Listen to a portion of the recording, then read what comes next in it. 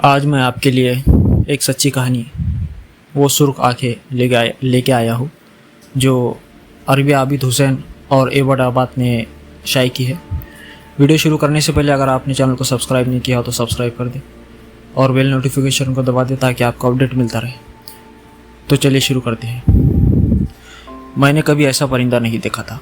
उसका सारा बदन काले बालों से भरा हुआ था। उसकी सुर्ख आंखें देखकर मैं दहशत के मारे भागना शुरू कर दिया। आयतुल कुर्सी का विर्द मेरे जुबान पर जारी था और आंखों में आंसुओं से लबरेज।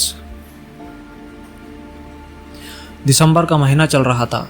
सर्दियाँ अपने जौबन पर थी। दूर दूर तक हर चीज़ ने सफ़ेद चादर तान रखी थी। अभी भी बर्फ़ रुई की मानिंद गिर रही थी।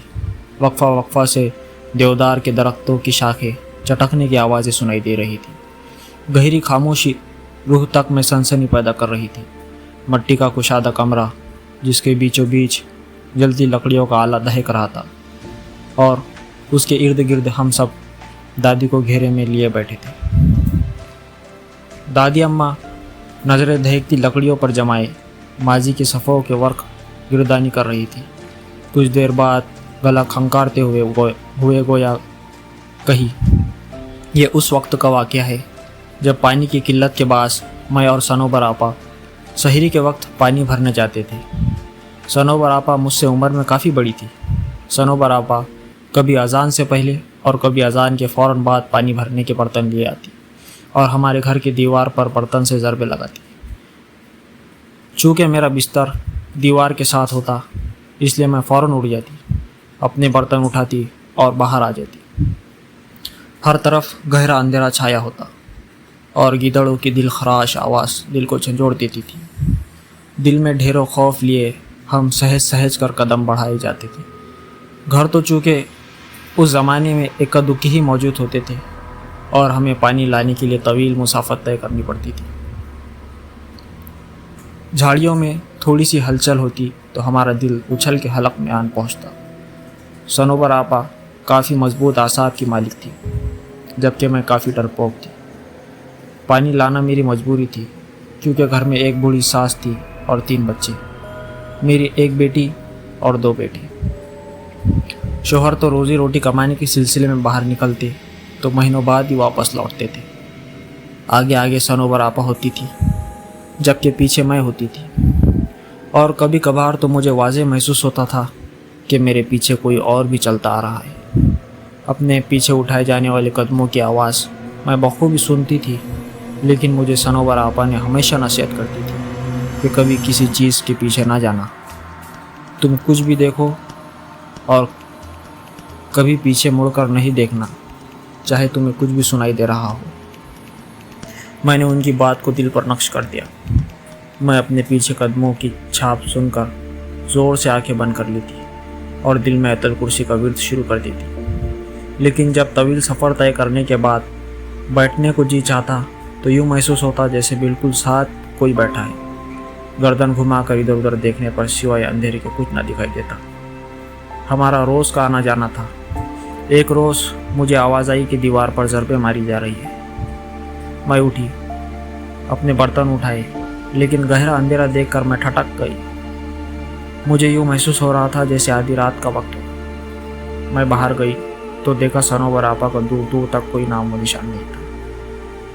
मैंने ये समझकर कदम रास्ते पर डाल दिए कि वो ज़्यादा दूर नहीं होंगी और मैं उन तक पहुंच जाऊंगी।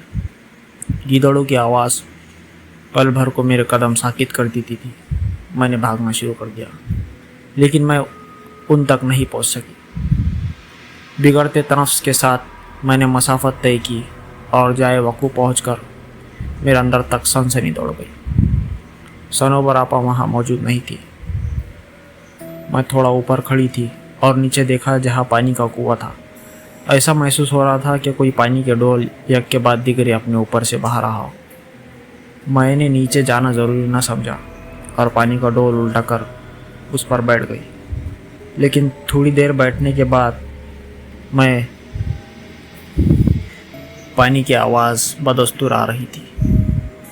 मुझे अजीब व गरीब ख्यालात आ रहे थे और पानी की आवाज़ से अजीब सा खौफ महसूस हो रहा था। अपने पीछे किसी को महसूस किया तो मेरे जिस्म पर कपकपी तारी हो गई। मैंने लरसते हुए पीछे मुड़कर देखा तो किसी का नाम व निशान भी ना था। वहाँ एकदम से सन्नाटा छा गया। मेरी हैरत की इंतहा न रही, लेकिन ऐन उसी जगह ऊपर घने दरख्त की शाख पर कोई अजीब सा परिंदा बैठा मुझ पर नजरें गाड़े हुए था। अजीब किस्म का परिंदा था, मैंने कभी ऐसा परिंदा नहीं देखा था। उसका सारा बदन काले बालों से भरा हुआ था। उसकी सुर्ख आंखें देखकर मैं दहशत के मारे भागना शुरू कर दिया। ऐतल कुर्सी का विर्द मेरी जुबान पर जारी था और आंखें आंसुओं से लबरेज। मैंने 1 मिनट के लिए भी रास्ते में रुकना मुनासिब नहीं समझा और अपने घर के पास पहुंचकर दरवाजे की तरफ हाथ बढ़ाया ही था कि उसी वक्त सनोबर आपा अपने घर का दरवाज़ा खोलकर बाहर निकल आई। उनके पास डोल भी थे और मैं दरवाजे का पट खोलना चाह रही थी, लेकिन अपना तवाज़ुन बरकरार ना रख सकी और बेहोश हो गई। आँख खुली तो देखा इर्द गिर्द सब जमा थे। सनोबर आपा के घर के सब अफराद भी बैठे थे। मैंने पानी के लिए आवाज़ दी तो सब लपक आए। थोड़ी तबीयत बहाल होने पर मालूम हुआ कि आज चौथा रोज़ था और मैं मुसलसिल बेहोशी की हालत में थी। मैंने उस रोज़ का वाक़या सबको गोश गुजार किया तो सनोबर आपा माथा पीट कर रह गई और बोली, जैसा तुम कह रही हो ये दुरुस्त है, तो हम उसको मौजज़ा ही समझेंगे कि तुम जिंदा सलामत लौट आई हो। मैंने रब का शुक्र अदा किया। आज भी बदन पर सनसनी तारी हो जाती है जब कभी उस पानी की आवाज़ और उस अजीब व गरीब परिंदे का बालों भरा जिस्म आंखों के सामने आ जाए। उम्मीद करते हैं आप लोगों को वीडियो अच्छा लगा होगा। इसी उम्मीद के साथ आपसे लेते हैं विदा। इंशाल्लाह मुलाकात होगी अगले वीडियो में।